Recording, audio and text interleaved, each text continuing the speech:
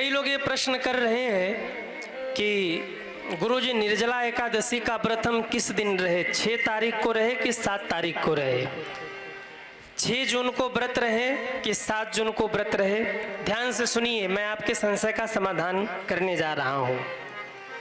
ज्येष्ठ मास की शुक्ल पक्ष की पड़ने वाली एकादशी को हम सभी निर्जला एकादशी कहते हैं। इसका नाम निर्जला एकादशी क्यों है? क्योंकि ये एकादशी ऐसी है जिसको बिना जल पिए, बिना जल ग्रहण किए ही करना चाहिए। अगर आप जल पी के नहीं कर सकते, वैसे प्रयास करिए कि निर्जला आप करिए, और नहीं कर सकते तो बोले अगर आप निर्जला नहीं कर सकते तो आप सफला करिए, सजला करिए। सजला भी नहीं कर सकते तो सफला करिए, पर यदि सामर्थ्य है तो आप निर्जला एकादशी जरूर करिए। इसकी महिमा क्या है, पहले मैं 2 मिनट में आपको ये बता दूं। एक बार भगवान से भीम ने कहा कि प्रभु, हमारे सभी भाई तो व्रत रहते हैं पर हम व्रत नहीं रह पाते क्योंकि हमको भूख बहुत लगती है। तो महाराज, हमें एकादशी का फल कैसे मिलेगा? तो भगवान ने कहा, भीम तुम 23 एकादशी मत करो, पर ज्येष्ठ मास की शुक्ल पक्ष की जो एकादशी है, जिसे हम निर्जला एकादशी कहते हैं, उस निर्जला एकादशी का व्रत तुम जरूर करो। क्यों? भगवान कहते, भीम जो भी इस निर्जला एकादशी का व्रत करता है ना, उसको 24 एकादशियों का फल केवल एक एकादशी के व्रत से प्राप्त हो जाता है। केवल एक एकादशी करने से 24 एकादशी का फल मिलता है। साल में 24 एकादशी होती है, और अगर अधिक मास लग जाए तो 2 और बढ़ जाती है, टोटल 26 हो जाती है। तो जो भी इस एकादशी का व्रत करता है, निर्जला एकादशी का व्रत, उसे सभी एकादशियों का फल मिलता है। और सुनिए, जो भी इस निर्जला एकादशी का व्रत करता है ना, उसे 100 यज्ञ का फल शास्त्र कहते हैं कि केवल एक निर्जला एकादशी के व्रत से प्राप्त हो जाता है। कोई 100 यज्ञ करे और कोई निर्जला एकादशी कर ले, दोनों का फल बराबर होता है। और सुनिए, जो भी निर्जला एकादशी का व्रत करते हैं ना, भगवान उनको लेने के लिए सिंहासन नहीं भेजते, भगवान उनको लेने के लिए कोई पालकी नहीं भेजते, उनको लेने के लिए किसी दूत को नहीं भेजते। शास्त्र कहते हैं जो भी एकादशी का व्रत करते हैं, स्वयं भगवान गरुड़ पर बैठकर आते हैं, उस भक्त को अपनी गोद में बिठा करके अपने धाम लेकर के जाते हैं। ये फल है इस निर्जला एकादशी के व्रत को करने का। अब आप उलझे हैं कि 6 तारीख को व्रत करें कि 7 तारीख को व्रत करें। तो सुनिए, निर्जला एकादशी तिथि का प्रारंभ तो 6 तारीख को रात्रि में ही हो जा रहा है, यानी भोर की बेला में एकादशी का प्रारंभ 6 जून को 2:15 पर 2:15 AM पे शुरू हो जा रहा है 6 तारीख को, जो कि 7 तारीख को सुबह में 4:47 तक रहने वाला है। तो इसलिए जो एकादशी है वो 6 तारीख को पूरे दिन भर है, 7 तारीख को पूरे रात है, और 4:47 पर एकादशी तिथि समाप्त हो रही। इसके बाद द्वादशी का आरंभ हो रहा है।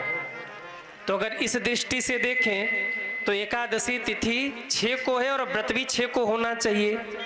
परंतु एक समस्या है, एक कठिनता है, आप इसको कठिनता कह लो। क्या? बोले सुबह के 2:45 से शुरू होने वाली 2:15 से शुरू होने वाली एकादशी 7 तारीख को 4:47 पे भोर में समाप्त हो रही है। पर समस्या ये है कि पारण का समय दोपहर 7 तारीख को दोपहर 1 बजे के बाद है। तो निर्जला जो एकादशी रहेंगे उनके लिए थोड़ी कठिनता ये होगी कि 6 तारीख को दिन भर व्रत रहो, रात में व्रत रहो, और फिर अगले दिन 1 बजे तक व्रत रहिए, जो कि संभव ही नहीं है।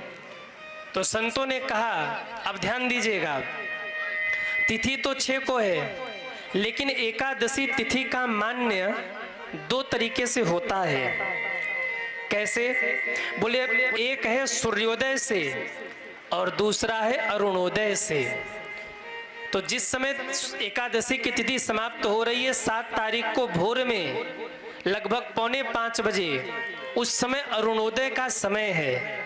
इसलिए अरुणोदय के समय में अगर तिथि है, उपस्थित है, तो उस दिन भी वही तिथि मान्य होगी। तो 4:45 पर अरुणोदय का समय है, इसलिए 7 तारीख को भी एकादशी तिथि मान्य है। अब कई लोग कह रहे हैं कि गृहस्थों को 6 तारीख को एकादशी करना है और वैष्णवों को 7 तारीख को करना है। ऐसा नहीं है, हम तो 7 तारीख को ही करेंगे। आप लोग भी 7 तारीख को ही करिए, 7 जून को एकादशी करिए। क्यों? क्योंकि अगर 6 को करेंगे तो 6 को सुबह से लेकर शाम तक, फिर शाम से लेकर सुबह तक, और फिर अगले दिन सुबह से लेकर दोपहर 1 बजे तक आपको व्रत रहना पड़ेगा, निर्जला रहना पड़ेगा। 1 बजे के बाद आप पारण करेंगे। पर यदि 7 तारीख को आप व्रत रहते हैं तो अरुणोदय में एकादशी स्पर्श है, इसलिए 7 तारीख को भी एकादशी मान्य है। आप 7 तारीख को करेंगे तो 8 तारीख को सुबह में आपका पारण हो जाएगा। इसलिए आप एकादशी का व्रत 7 तारीख को ही करिए। इसकी बड़ी महिमा है। क्यों? क्योंकि 7 तारीख को एकादशी में द्वादशी का स्पर्श हो रहा है और द्वादशी स्पर्श एकादशी विशेष फलदायी होती है। द्वादशी का स्पर्श अगर एकादशी में हो जाए तो वो विशेष फल प्रदान करने वाली होती है। इस दृष्टि से भी अगर हम देखें तो 7 तारीख की एकादशी तिथि ही मान्य है सज्जनों। बोलिए एकादशी मैया की जय हो। तो यदि आप 6 को करते हैं तो आपके सामने वही समस्या होगी कि आपको फिर 32 घंटे 33 घंटे निराजल रहना पड़ेगा, जो असंभव है।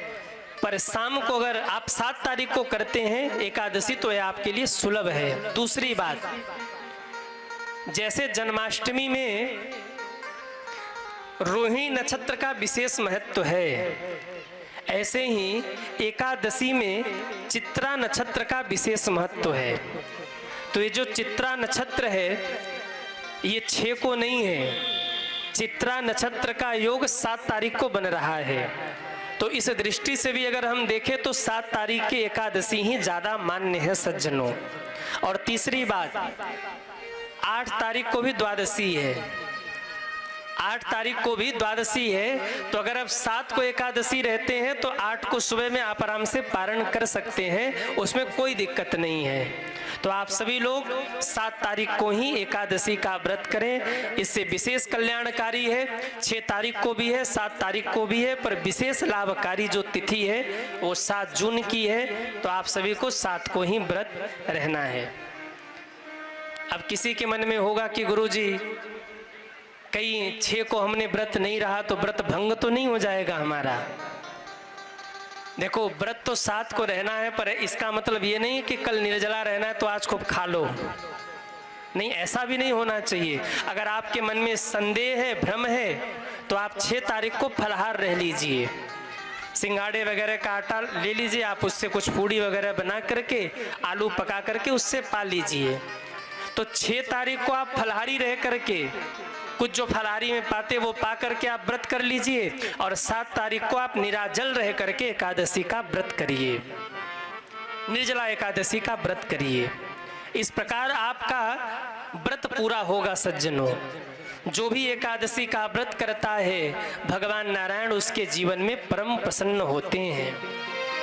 इस बार 2 तिथि मान्य है, 6 जून और 7 जून, पर विशेष फलदायी 7 जून की ही तिथि है, क्योंकि इसमें द्वादशी का स्पर्श हो रहा। मैं पुनः कहूँ, द्वादशी युक्त एकादशी की विशेष महिमा होती है और द्वादशी युक्त एकादशी 7 जून को ही पड़ रही है, इसलिए 7 जून को आप सभी एकादशी अवश्य करें। बोलिए एकादशी मैया की जय हो।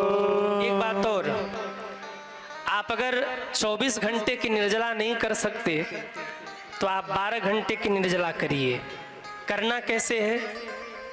भोर में उठिए, स्नान करिए, स्नान करके 3 बजे भोर में ही 3 साढ़े 3 बजे के आसपास आप ठाकुर जी को स्नान करा करके भोग लगा करके चरणामृत ले लीजिए, ठाकुर जी का जल पी लीजिए आप भोर में।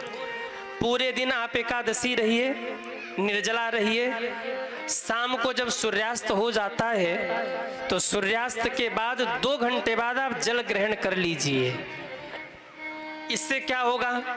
बोले आपको 24 एकादशी का फल तो नहीं मिलेगा क्योंकि आपने आधा ही किया है, पर ये स्पष्ट है कि यदि आपने आधे दिन तक निर्जला रह करके भगवान का ध्यान किया तो 12 एकादशी का फल तो आपको प्राप्त ही हो जाएगा।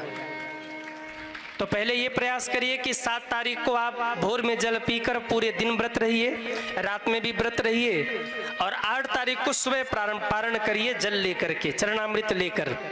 न हो पावे तो 7 तारीख को भोर में जल पी लीजिए। इसके बाद सूर्यास्त के बाद रात में करीब 8 साढ़े 8 बजे के आसपास आप चरणामृत जल लेकर उसका पारण करिए।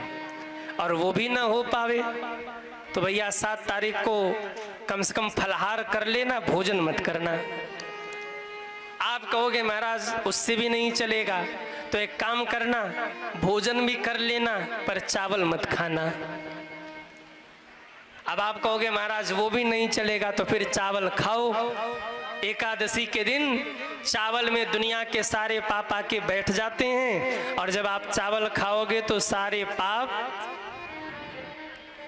भीतर चले जाएंगे आपके। एकादशी को चावल त्याज्य है, चावल नहीं खाना चाहिए। एकादशी के दिन चावल में पाप का निवास होता है। आप जब चावल पाते हो तो पाप आपके भीतर प्रवेश कर जाता है, इसलिए चावल मत पाइए एकादशी को। कम से कम एकादशी तो आप बचाइए ही बचाइए। कितने लोग हैं जो एकादशी में चावल नहीं पाते? हाथ उठाएं। वाह, भगत हैं आप लोग। विशेष करके माताओं से निवेदन, आप ध्यान रखा करिए घर में।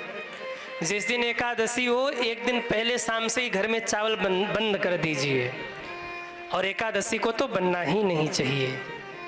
बोलिए एकादशी मैया की जय हो, बोलिए नारायण भगवान की जय हो।